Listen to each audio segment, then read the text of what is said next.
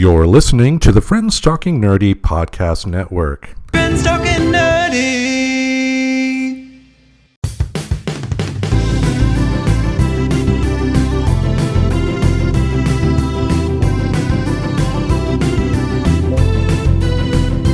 If your friends are nerdy and you are nerdy too, I want to talk to you. Friends Talking Nerdy.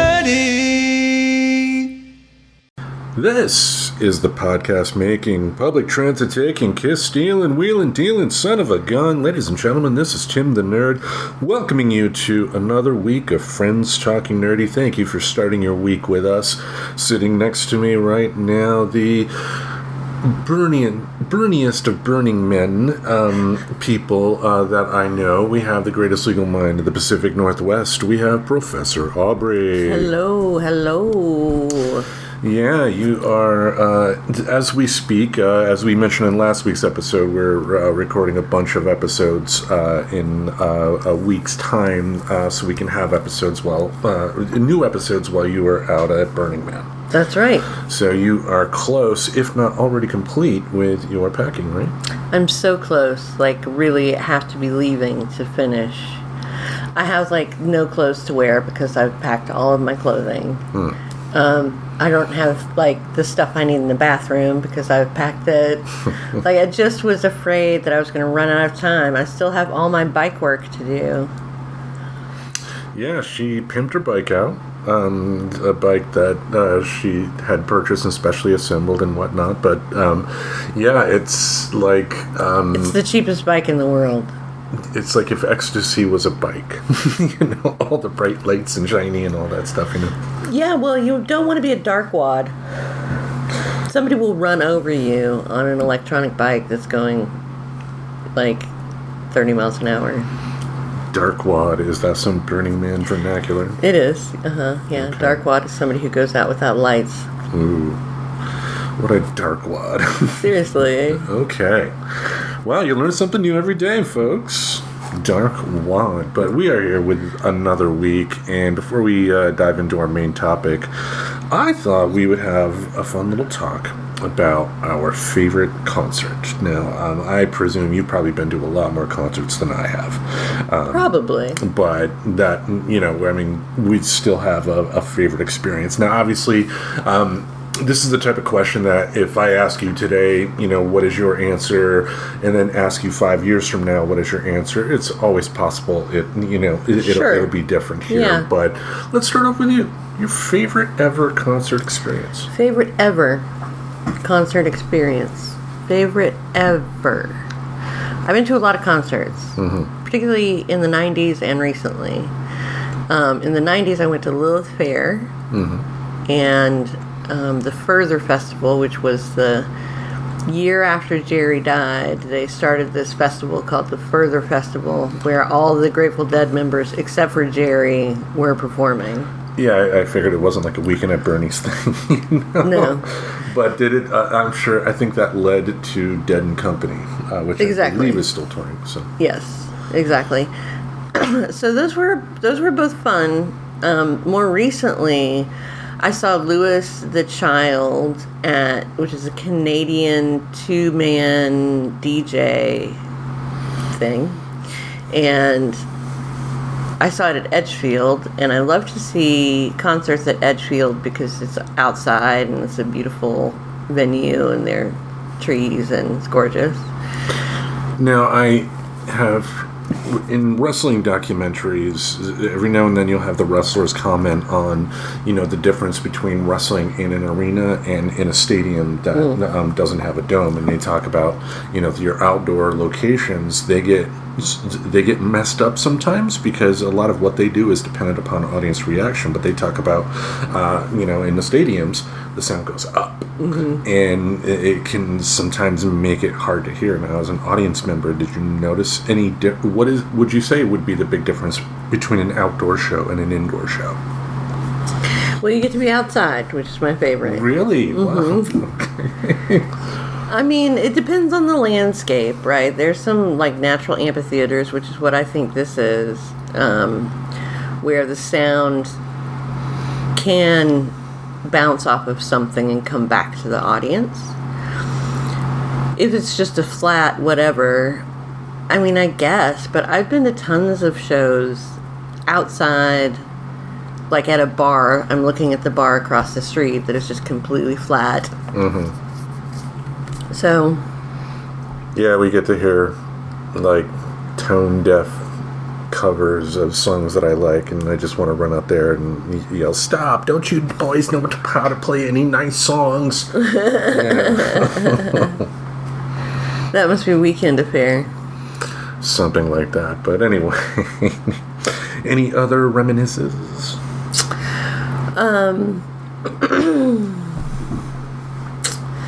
Yeah, I mean, I've seen Bob Dylan, I've seen Willie Nelson. All of those were really memorable. But in terms of just pure good time at a concert, I really would say that Louis the Child concert. And I think it was because it was still during the pandemic. Mm. It was during a period where there wasn't a lot of COVID. So not during Delta or Omicron or whatever. And it was the first concert I had gone to since the pandemic started. Mm-hmm. So, I don't know, it just felt really special, and it was a gorgeous night, and it was just really cool.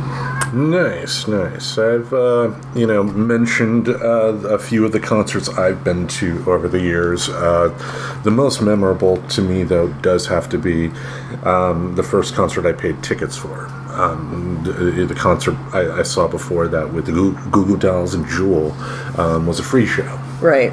But this is a group that, once I heard they were reuniting in '96, I had to go see them. So in the middle of winter, they announced the tickets would go on sale. So I get in line after work and wait 4 hours in like 10-degree weather to get tickets to see this group at the Van Andel Arena. Ended up getting the tickets and ended up sleeping like 2 to 3 hours and then having to pull another 10-hour shift at work the next day. Oh, so God. that things you can do in your 20s, folks. But ended up getting those tickets, and then a little later that year ended up seeing the band. Actually got floor seat tickets. Ooh. Yeah, and the band in question was Kiss. Hey. I had always loved, as a kid, seeing like them in concert in their original makeup, with Gene Simmons like spitting blood and, doing the fireballs and all that stuff. And just seeing the rest of the band. I mean, Ace Frehley is, as far as guitar players go, easily one of my 5 favorite guitar players ever. So it was great seeing him live. But, the show itself was definitely interesting because they didn't have an opening act. Oh. Which is common practice. A lot of times acts will have like a newer act that will open up for them, blah, blah, blah. But they just had regular songs. But then the last song they played before the show actually started was Won't Get Fooled Again from The Who. And the longer that song went on, the house lights started dimming and going black until, it got to the, famous drum solo and Roger Daltrey screaming, "Yeah!" And then at that point, there was a big explosion. A big curtain came down from the ceiling with the Kiss logo on it. And the song finished. And then they're famous, "You wanted the best and you got the best, the hottest band in the world, Kiss!" And then another explosion. The curtain just immediately disappeared. And it was just explosions, girls showing their boobs and all that stuff. It was the best night of my life. It was the best night of your life. Mm-hmm. One of the best nights. Wow. Mm-hmm. That sounds really fun. Sounds right up your alley. Oh yeah, I mean it a lot of their songs are kind of like the posturing songs that I like. A lot of it too it's very simple music. Don't get me wrong, it's not like a Steely Dan album, but it's fun. That's what Kiss is. They're fun. Now I do compare them. They're like the Muppets of rock music. I mean, they're what you listen to start your progression in music, I guess. You start with them, and then you go on to people that are bigger and better. So, like the Muppets are the bottom rung of puppeteering. No, the Muppets are like an intro to comedy for kids, whereas Kiss is an intro to rock for kids. I see. You know, just with the outlandishness and all that. So I'm not saying that as an insult to either Kiss or the Muppets, you know. Right. But overall it was fun. It was the theatrics. If you're gonna, I do think there is something to be said about putting on a show. Does that mean, like Willie Nelson needs to have like pyrotechnics and 3D or like holograms playing with him? I mean, maybe that would be fun with the holograms. So reunited Highwaymen after all. But you get my point. Yeah. I love a show, and they put on a great show. Nice. They did. So, but you know what else? Who else can put on a big show? Who? Writers. Oh yeah, you need writers to have a good show. Yes, for unless you have podcasts. I know, and then you just pull it straight out of your ass and have people listen for over 6 years. Yeah. But our topic today, the professor and I wanted to go through our nerdy 5 of some of our favorite writers. As always, these types of lists are made purely to start conversation, and in this particular case, our hope is that maybe we can interest you enough to check out the works of the authors we talk about. Yeah, that'd be cool. Anyway, yeah, so how long have you been a reader? Since I was a very small child, I was an avid reader, and I actually was in my own reading group in first grade because I was the most advanced reader in my class. Mm-hmm. And I just kept reading and reading and reading. And when I went to college, the first thing I wanted to major in was literature. So I took a bunch of literature classes where I read a lot of books, and I loved it. And then I realized that nobody gets a job because they like literature and can read books. We just lost our librarian audience right now. Right? So that's when I decided to pursue social work, which is more of a trade. It's more preparation for a profession rather than just learning Delusions of grandeur. academic sake. So I didn't get to finish that, but I would have loved to. Well, you're not always going to be a law professor, right? Sometime after the retirement hits, who says you can't go back and finish that? Yeah, totally. You're like, it's not going to happen, but okay. I could do that. I could also just hang out and go to Burning Man. And go party, Tim, Come on, Barbie, let's go party. Anyway, for me, yeah, I was told stories by, my mother that, she would find me at like age 3 with like the Reader's Digest, pretending to read it, just sitting there and just, and, I've been a reader all my life, but especially during school, I'm not the type of reader, I guess, who can pick up anything and just enjoy, So the stuff they would assign you in school a lot of times, like the classics, like my eyes would melt out of my head reading them. But you could put a Tom Clancy novel into my hand, like or Batman comic, and reading all day. So so from the start, I kind of had an idea of what type of story I liked. Now, granted, over time, of course, I came to like country music in a way, come to appreciate more of the classics and have dove into some more of them. But overall, I like what I like. Yeah, I think everybody likes what they like. Mm-hmm. When I was doing this, I tried to, in order to figure out what were some of my favorite authors, I just thought of like the books that came into my head first.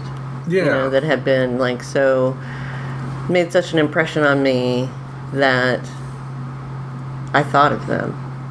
Exactly. So why not dive into our list? Did you want to start us off this week? Sure. Let's do it.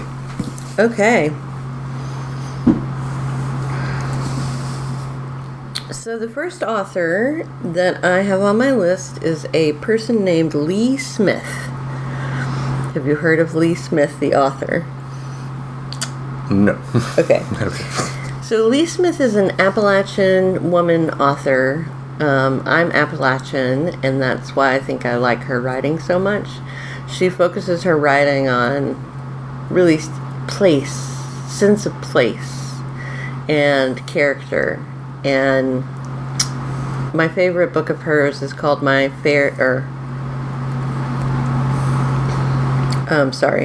and Tender Ladies, which is about women in Appalachia. She grew up in Grundy, Virginia, which is where I spent a service, like, break in school. We went to Grundy and, like, helped fix people's houses. Grundy, man. It was so weird there. Like, the mountains were so close together that, seriously, it was sunny from, like, noon to 3. And the rest of the time there were shadows everywhere because the mountains were so high and so close together. And I remember seeing the row of buildings on Main Street in Grundy, Virginia. There's Main Street, which is right next to a river that flows through the town. And so Main Street backs up to the river. So you can see the backs of all the buildings from when you're going over the bridge. And one of those buildings was the building she was born and raised in. So I just thought that was really cool to get a little bit more information about her background. The book and her other books that I've read, usually really heartbreaking, and as the stories of women often are.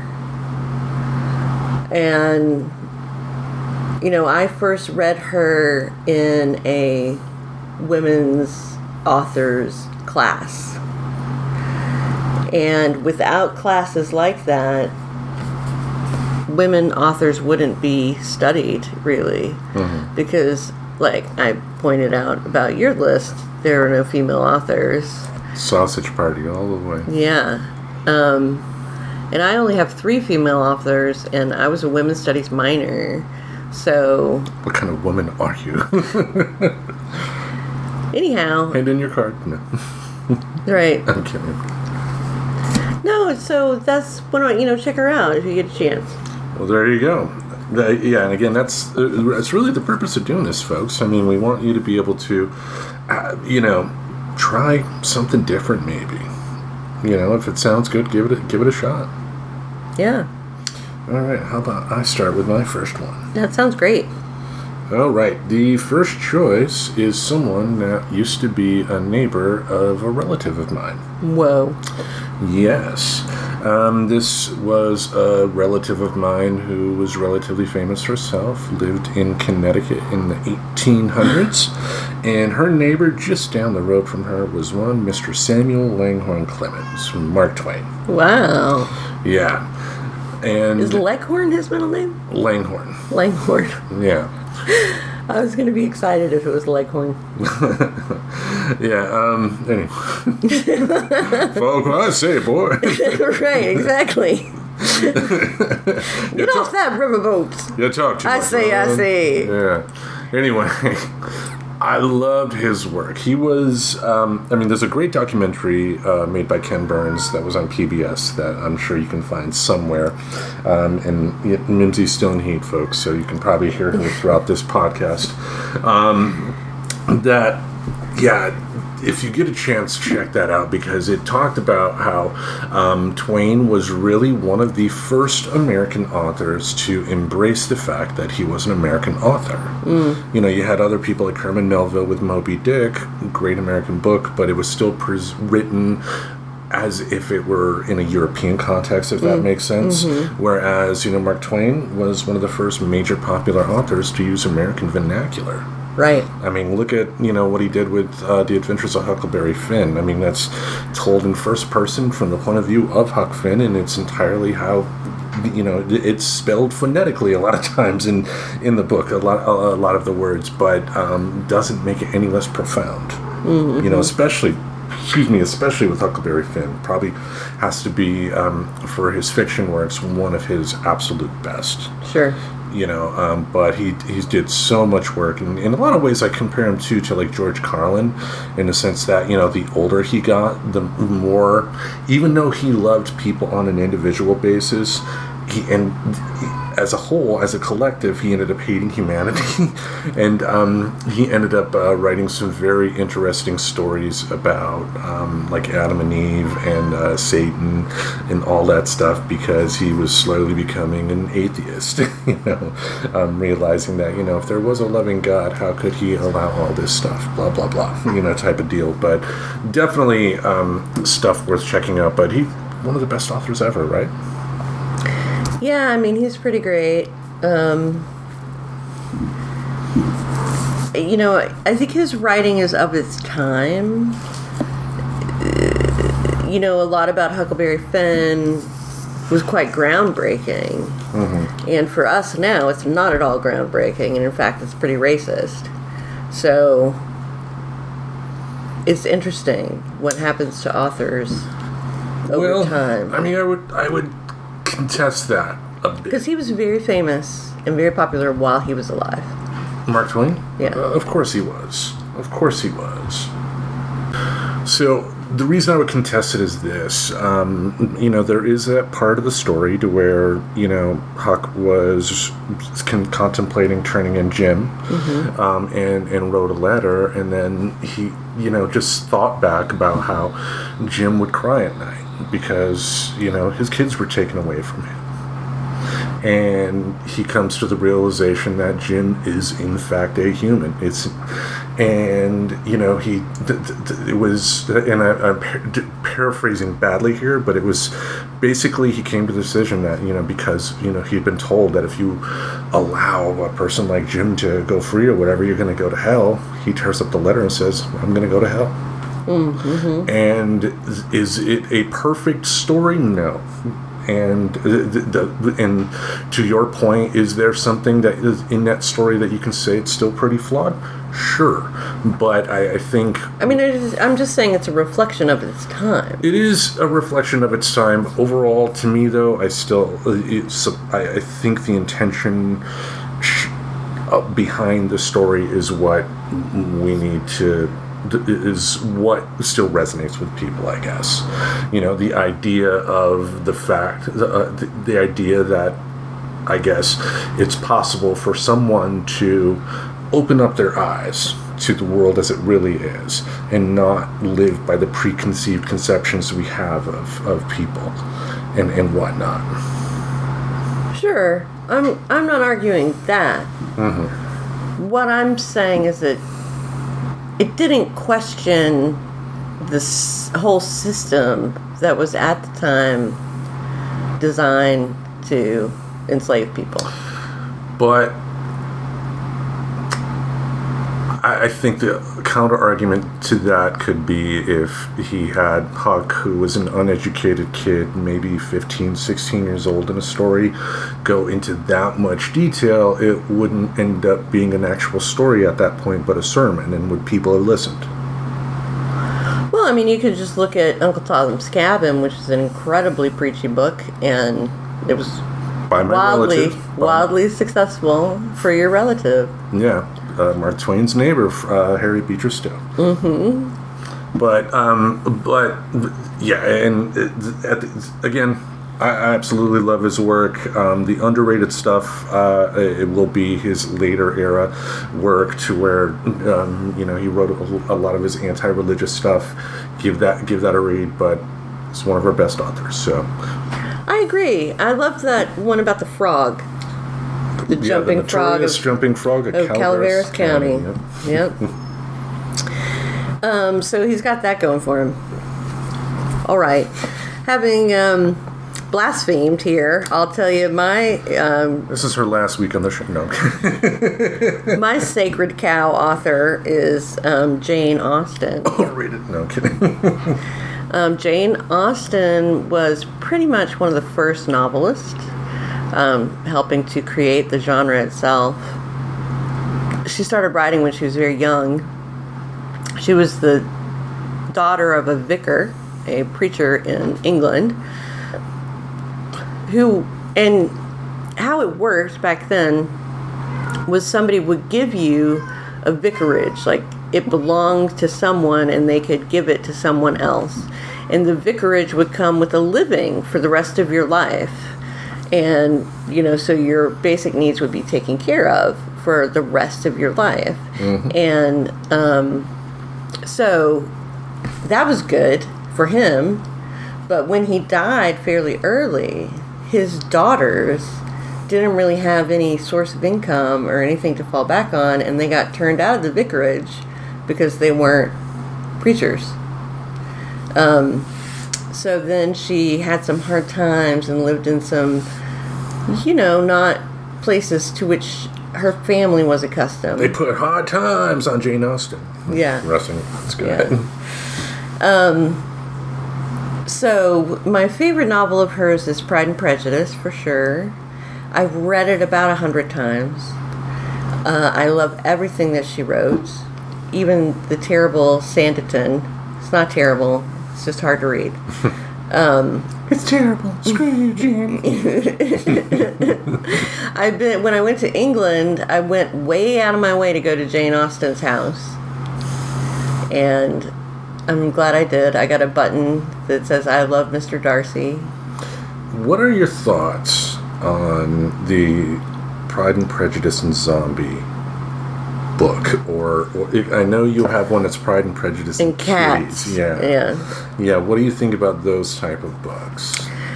I got that as a gift for leaving a job. When I was leaving a job, my coworkers got me that. Mm-hmm. I think because I love Jane Austen and cats, right? And so you see a book like that and you're like, oh, Aubrey must have this book. It's not that great of a story. And they're cats. And so it's all happening in the minds of cats. And cats talking to each other. So it's just a little, weird. I get it, yeah. I mean, I'm sure you probably agree that it may not be for you, but if that's what it takes to get somebody to read Jane Austen, the more the merrier, right? Oh, sure. Yeah. Yeah. All right. Shall I go on with my next choice? Yes, please. All right. This author, I've been revisiting his work as of late. Ended up buying the audiobook of all of his books, which is real cheap because his books are in the public domain. L. Frank Baum. Are you familiar with him? Well, he wrote The Wizard of Oz. The Wonderful Wizard of Oz, and the rest of the books in those series. We had an episode when we went to the Hollywood Theater to see the Wizard of Oz movie, where, we briefly talked about it, but, one thing about that movie that I do think is kind of sad is that movie is, for most casual people out there, their only knowledge of what the whole world of Oz is. Right.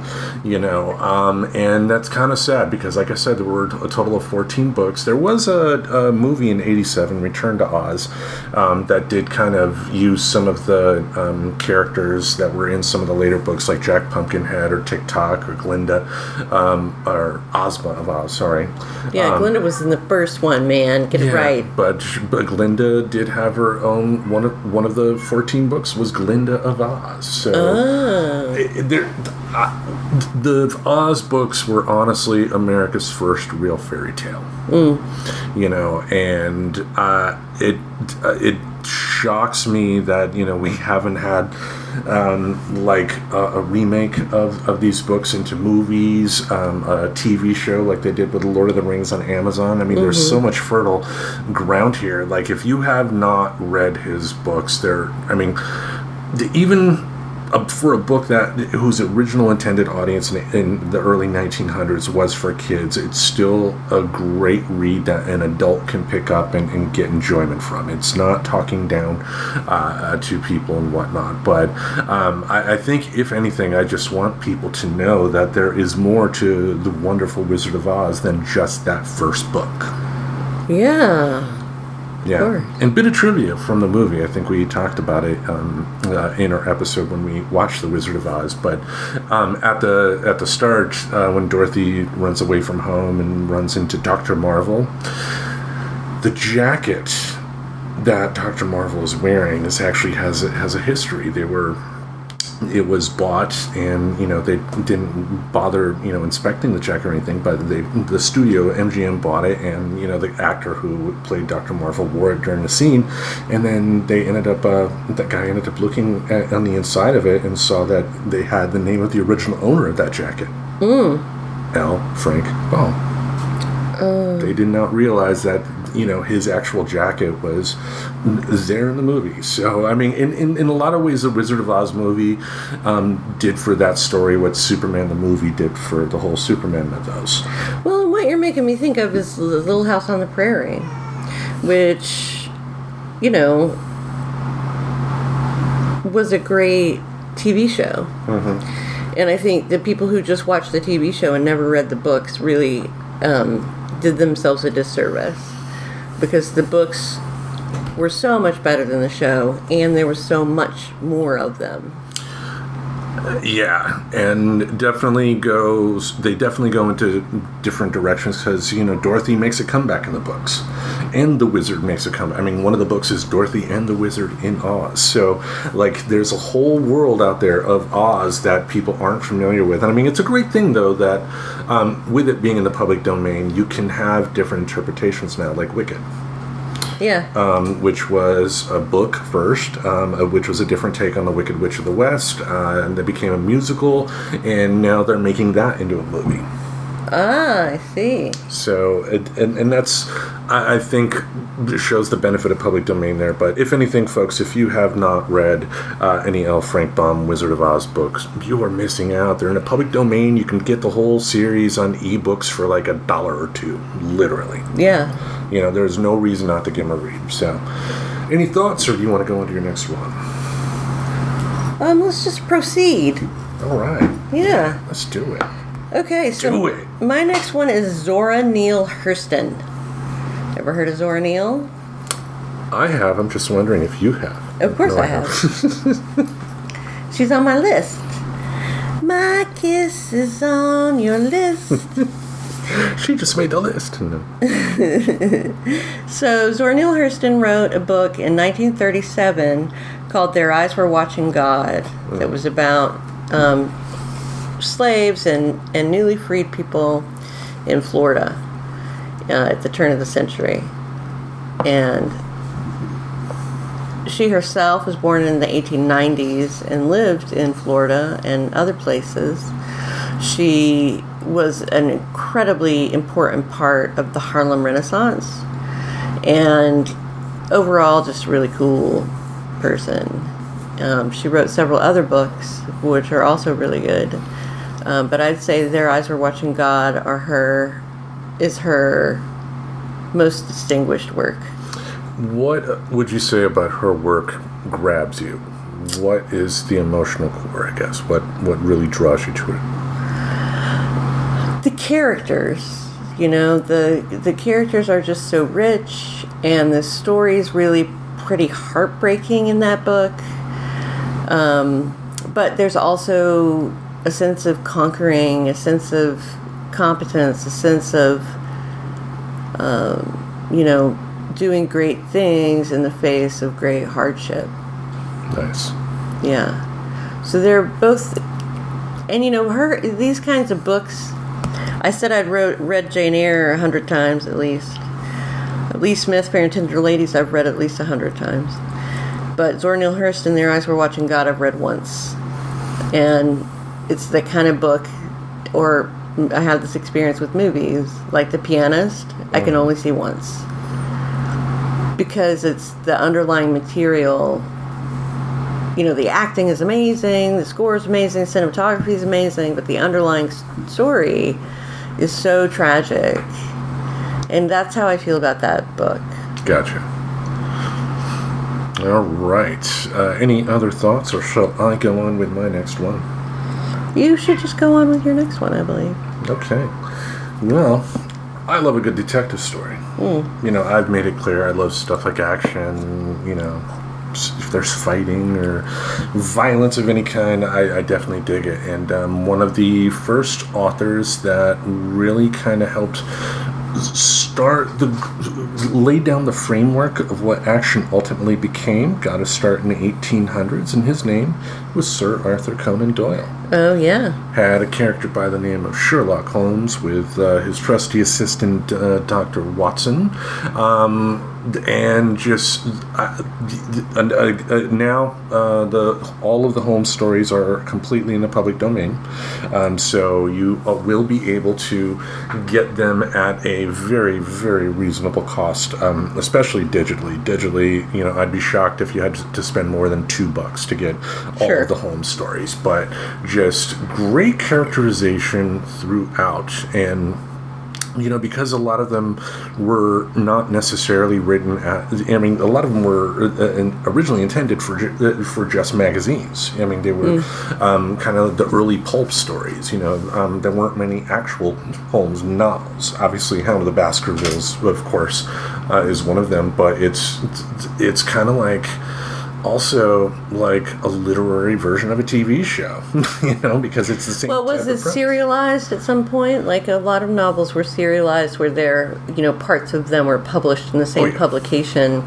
Yep, definitely was. And so you had to subscribe to keep reading. Yep. Yeah, I think that's how the Hound of the Baskervilles originally came out. But that's just how publishing was at the time. But the character has stood the test of time. And if anybody doubts that, just take a look at what the BBC was able to do with Benedict Cumberbatch and Martin Freeman with a modern Sherlock retake. Man, that modern Sherlock retake was awesome. And they didn't really they didn't stray too far away from the original stories. Like, they didn't have to, because a lot of it kind of, like Watson in the original stories was a doctor who was in war in Afghanistan. And which even you would think in normal, pre 9/11, that wouldn't have, people would have thought that was antiquated, but after 9/11, there was war in Afghanistan, and for 25 years. Which was still technically there, probably, if you think about it, with how military-industrial complex is. But that's a different story for a different episode here. Just overall, if you haven't read them, especially just the short stories, it's good to, instead of always listening to music, maybe put on like one of the short stories when you're driving to the grocery store or something like that. You can have a quick little adventure, and just find. He's one of the authors that kind of laid the groundwork for the types of stories that I do love. Yeah. Mm-hmm. Totally. I really enjoy Sherlock on the BBC. I'm in love with Benedict Cumberbatch. What? Who isn't? And the other guy, Martin Freeman, I also am in love with him. So the two of them together, wow. Yes, before they both got into Marvel. Anyway. Right, and that's why I like Doctor Strange and that other guy. He played a supporting character in Black Panther, and they brought him back for a couple of different things. His character's not going to get his own film, but he's around. Yeah. Yeah, he's cool. Indeed. Who's your next one? So my next one is Steinbeck. And I think Steinbeck's best work is Grapes of Wrath. Do you like Steinbeck? Yes, I do. Is he going to be one, like, it's on my list? No, but how can you not respect the work that he did? He definitely pushed forward the idea of the great American novel while still understanding that a good story is a good story, too. Mm-hmm. I think the best writers can understand both, because I think there are some writers that do have the mindset of, I am writing literature. You're writing a story. Don't make it fancy. Just write a good story. You can have high-minded ideals written into that story, but you make it too literary, you're only going to have like 5 people really digging it and calling you a genius. Whereas Steinbeck, we're still talking about his work because he is a genius, even though he was able to take a lot of, like what Mark Twain did. His characters are speaking like people of that time spoke. Yeah, exactly. Exactly. He also wrote some amazing short stories like Mice and Men, which is one of the most heartbreaking stories. Hey, George. Yeah. So, Steinbeck was really experienced the Depression, the Great Depression here in the United States. And that's the Central California Valley, where he was born and grew up, was very influential in his conception of what was happening during the Depression. It's a very Western view, and focuses really on agriculture as a means of bettering your circumstances. Mm-hmm. The Central Valley of California, of course, is one of the great breadbaskets of the nation. And so it's very agricultural in nature, his writing, which I've always really appreciated as someone who's been involved in agriculture. And I think the importance of his stories is that he puts you in, you, the reader, like in us in modern times, living in Portland, Oregon, we are transported to those, the early 30s in Oklahoma Dust Bowl. We're living that, and we're in these people's shoes as they're doing what they're doing. And if you think about it, especially in the 30s, a lot of times people didn't necessarily want to hear the stories of poor people or, disadvantaged people, minorities or stuff like that, but it takes good artists to be able to get those stories out so people can finally have it switch in their head of maybe we shouldn't be assholes. And I think he was writing at sort of the same time as Fitzgerald was maybe writing The Great Gatsby. The Great Gatsby. I was a little later because I know The Great Gatsby is now in public domain. Okay. So I mean, it's getting close. Within the next decade, most of Steinbeck's work will be in the public domain. So was it before? No, it came after Great Gatsby. Yeah, Grapes of Wrath came after Great Gatsby. Yeah. Right, and I think it's kind of an answer to it, though, I guess is what I'm saying. That, it's the opposite kind of story. The Great Gatsby is East Coast, it's rich people, it's the sort of tragedies of rich people, which I love reading about, the tragedies of rich people. My favorite author in that vein is Edith Wharton. Are you familiar with Edith Wharton at all? Is she like Jackie Collins? No. She wrote The House of Mirth, and I can't believe I didn't put her on my list. The professor wanted to punch me there, folks. Oh, no, you didn't. Calling her Jackie Collins, come on. Yeah, she's nothing like Jackie Collins. Nothing like Jackie Collins at all. Yes. Anyway, those books where the lead characters always end up on laudanum, which is opium. Mm-hmm. Anyhow, and all the female characters end up on laudanum because they can't deal with the fact that they're totally out of control of their own lives. First editions of the novel came with laudanum. Yeah, really. It came with laudanum. Any more thoughts on Mr. Steinbeck? No, I really love him. Aww. Well, the next author on my list have an interesting story about how I was introduced to him, and it was due to John Ritter and Tim Curry. Hey. Yeah, oh God, here we go again. It's cat alert. We have a very horny cat in heat right now who really wants to go outside and who is testing patience right now. Come here. Sit with me, you're going to be fine. Okay. But yeah, in 1990, Stephen King started his collaboration with ABC to where he would take some of his bigger known books and have them as a miniseries, which I thought was a great challenge because, I thought it was a good challenge for him because he was able to get these stories out and he worked his ass off and a lot of times did a very good job of scaring the hell out of people while under the constraints of what was acceptable for broadcast television at that time. Right. And the miniseries in question was It.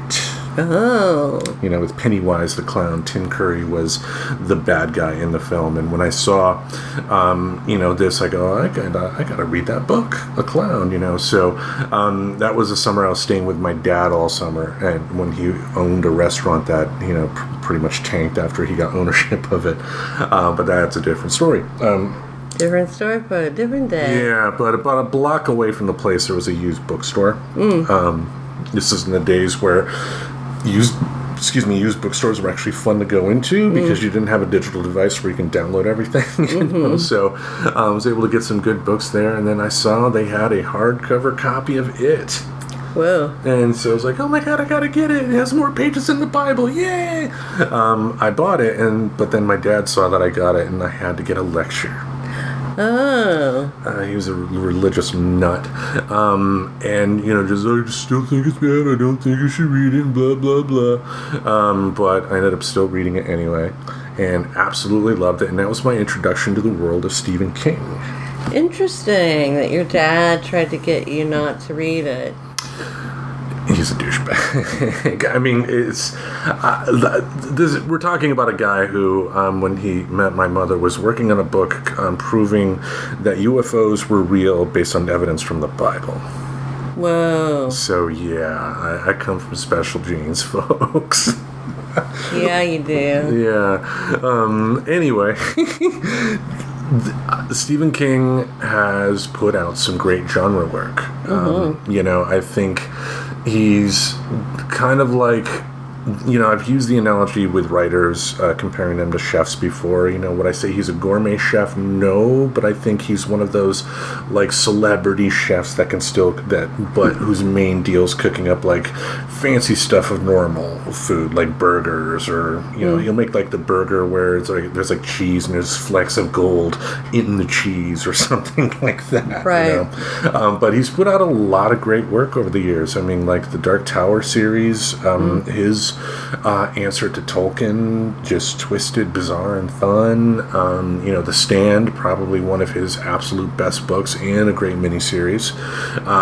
Just so many good works out there, and I think too he does have some great works that people that don't necessarily like to get scared would still enjoy. But like what? Like, please let me know.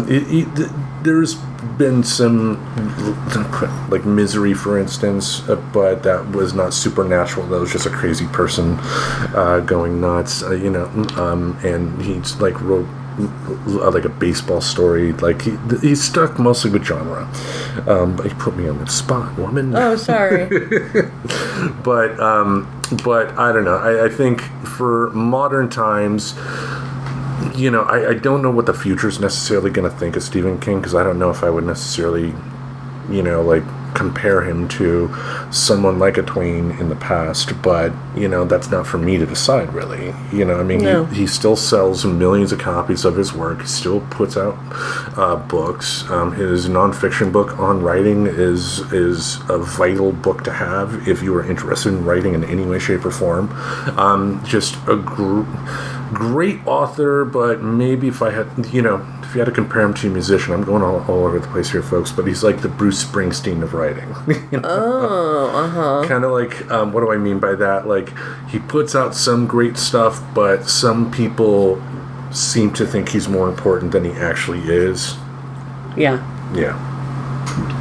Any thoughts on Stephen King? No, just, I have not been into him because of the scary factor. Mm-hmm. And I tried to read that one about the virus. The Stand. And it just freaked me out. That's all I thought about was, oh my God, what if there's a virus? Ew, yucky. Yeah. Captain Trips, baby. Yeah, so. All right. What is your last one? I believe my final one is Bill Bryson. Mm-hmm. You ever heard of Bill Bryson? No. Okay. Bill Bryson has dual citizenship in the United States and England, and he has written a number of travel and other nonfiction books. My favorite book of his is probably A Walk in the Woods, which is the story of his trip up the Appalachian Trail from Katahdin. No, it's from Jesus. somewhere to Katahdin Mountain in Maine. Oh. It's basically from Georgia to Maine. And they walked the whole thing together. And it's the book about all the wacky stuff that happened along the way. And it's really good. He's almost like he's a comedic writer who's like situational. So he creates these... Like a Dave Barry. Yeah, sort of like a Dave Barry. I think he's hilarious. Like, I laugh out loud when I'm reading his books. He wrote a book about Australia. He wrote a book about the United States. He wrote a book about Britain. He wrote a book about history. He wrote a book about houses. So he just, like, gets a topic and sort of delves way into it. Like, the house... talked about each room of the house and sort of the history of that room. Why do we have that room? What did people used to do in that room? What is that room now, you know? And I find that kind of stuff just fascinating. The history of things. Nice. Yeah. So, nice. Bill Bryson, you should check him out. Definitely encourage that, folks. So shall I go on with my last choice here? Yes, please. All right. My choice for my last author actually had some interesting things to say about my hometown Oh. of Grand Rapids, Michigan. This is what he wrote. I'm a writer, and I'm feeling like death, as you would too if you'd just flown into Grand Rapids, Michigan at some ungodly hour of the morning, only to discover that you can't get into your hotel room for another 3 hours. In fact, it's enough just to have flown into Grand Rapids, Michigan. If you're a native of Grand Rapids, Michigan, then please assume that I am just kidding. Anyone else will surely realize that I am not. That was by Douglas Adams. Are you familiar with Douglas Adams? Oh, Generation X. No. Hitchhiker's Guide to the Galaxy. Oh. I'm thinking of somebody else with the last name Adams. Yeah. Common name, I guess, but no. Yeah. No, Douglas Adams... The Hitchhiker's Guide to the Galaxy books are some of the best sci-fi and comedy writing out there. But they were originally inspired by a radio show that he put out called The Hitchhiker's Guide to the Galaxy that he was writing around the same time that he was the showrunner on this little show you may have heard of called Doctor Who. Oh, yeah. Yep. In fact, when he was the showrunner on Doctor Who, every now and then he would put Hitchhiker's Guide to the Galaxy like Easter eggs. Like one time the Doctor was reading a book by an author a fake author that made some popular books in the Hitchhiker's Guide to the Galaxy universe. Like, but what I've loved about all of his books is that they seem short, but he has this weird way of making the story seem vast and like you're doing a whole hell of a lot of stuff in a very short period of time. And he doesn't make it seem like as you're reading it that you're rushing through anything. You're experiencing everything these people are doing, and it is a huge adventure going through all, you know, from the beginning of time to the end of time and back again.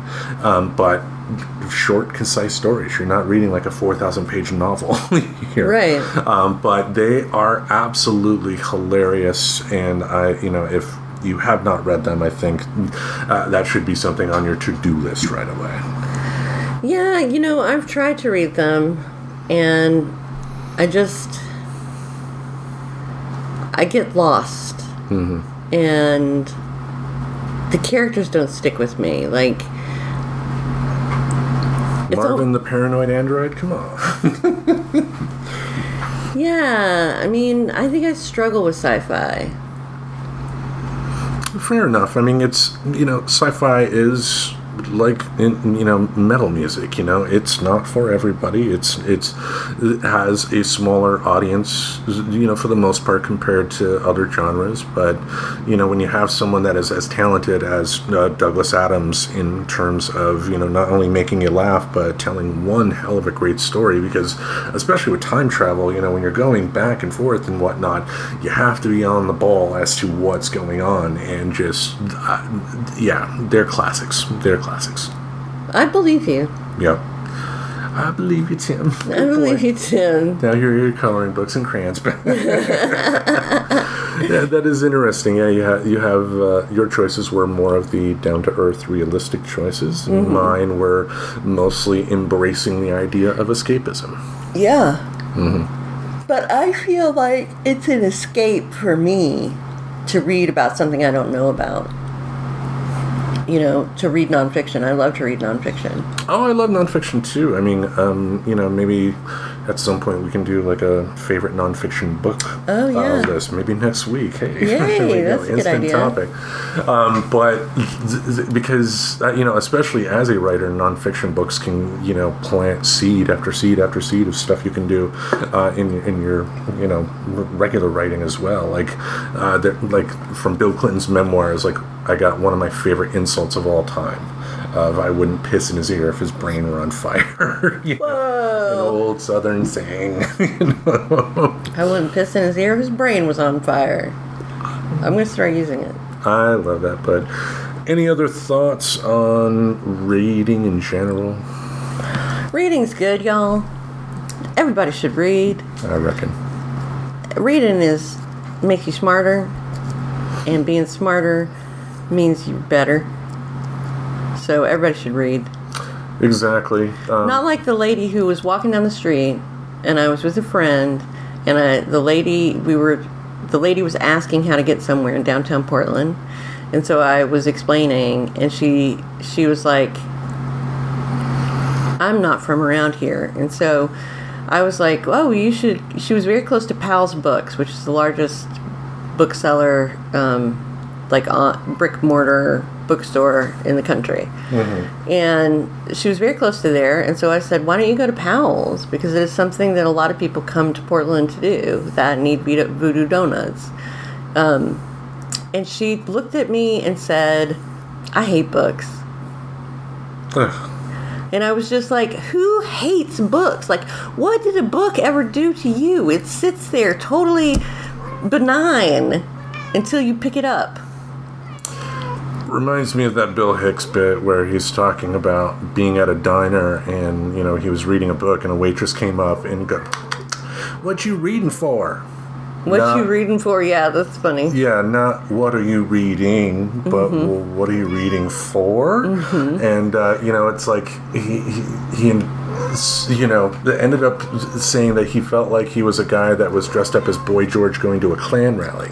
You know, because he had a book that he was reading. And it does blow my mind that there are people that will actively say they hate books, and yet, you know, you ask them to name their favorite movies, nine times out of 10 they're going to be based on books. Yeah, totally. And graphic novels are books too. So if they're watching comic book movies, they came from comic books, you know. Yeah. Books are books. Get some books in your hands one way or another, the electronic kind, the physical kind. Read them, support your favorite author, but do not pirate, folks. No. It's so affordable, really. Especially with the classics. I mean, on ebooks, you can get the entire collection of your favorite authors for just a couple of bucks. Yeah, I got the collected works of Jane Austen, I think, for 99 cents. Mm-hmm. That is the beauty of the technology that we have, folks. But more than anything, read. Yes, read as much as you can. All right, before we have a cat that, you know, knocks something down and breaks something because she just really wants to go outside to get some cat loving, we thank you for listening. Each Monday we'll have something in this podcast space to entertain your ear holes. Until we meet again, we bid you adieu. Farewell. And what the deuce. Subscribe to Friends Talking Nerdy on iTunes, the Google Play Music Store, as well as Spotify. Remember to support Friends Talking Nerdy on Patreon. Goodbye, darling.